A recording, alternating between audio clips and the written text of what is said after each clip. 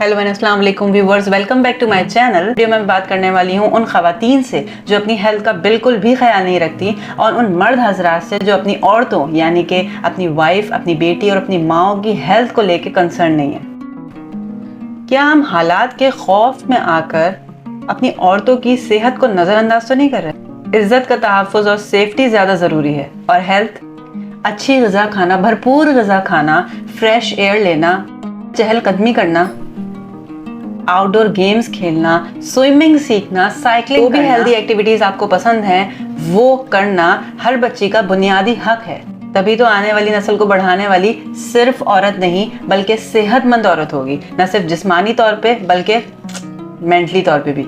अब आप में से कुछ खुशकिस्मत खवातीन या कुछ ऐसे खुशकिस्मत मर्द हज़रात ये कहेंगे कि हमें भी पता है ये हेल्दी एक्टिविटीज़ हम ऑलरेडी फॉलो भी कर रहे हैं, तो मेरी तरफ से आप लोगों को बहुत मुबारकबाद कि आप उन चंद खुशकिस्मत लोगों में से हैं जिनको ये मौक़े मैसर हैं। So congratulations once again.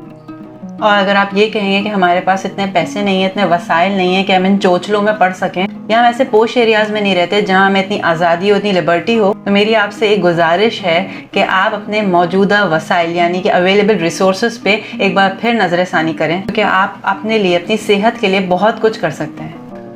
कुछ खवातीन महंगाई का रोना रो रही होती हैं कि यार इतनी महंगाई है, देसी घी, पनीर और मछली और मुर्गन कैसे खाएं, बट कपड़े ब्रांडेड पहनने हैं और सैलून में भी अच्छे वाले जाना है।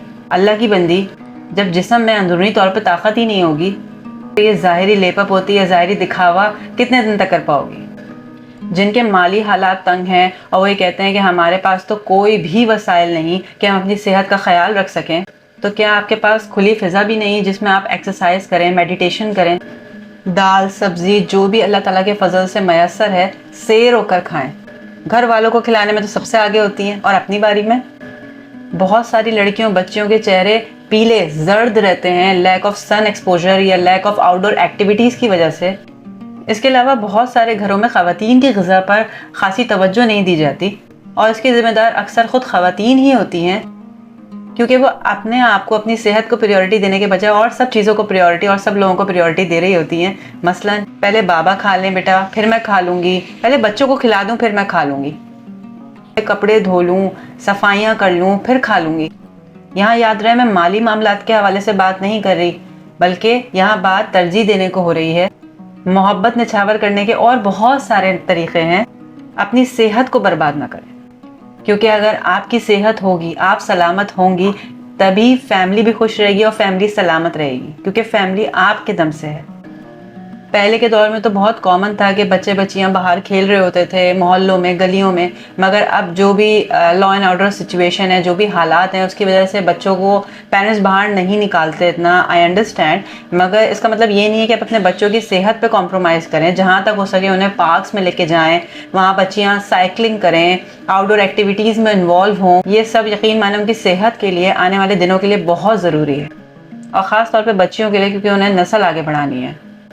तो आई होप आपने ये वीडियो एंजॉय की होगी और इस पर संजीदगी से सोचा होगा, सिर्फ ख़वातीन ने नहीं बल्कि मर्द हजरात ने भी, अगर वो अपनी लेडीज़ को चाहते हैं तो, चाहे वो उनकी घर की बेटियां हों, माँ हो या बीवी हो।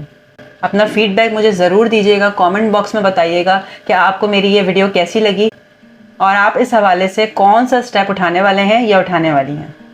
चैनल को सब्सक्राइब करना मत भूलिएगा ताकि मेरे आने वाली वीडियो से आप बाखबर रह सकें। तब तक के लिए स्टे ट्यून्ड।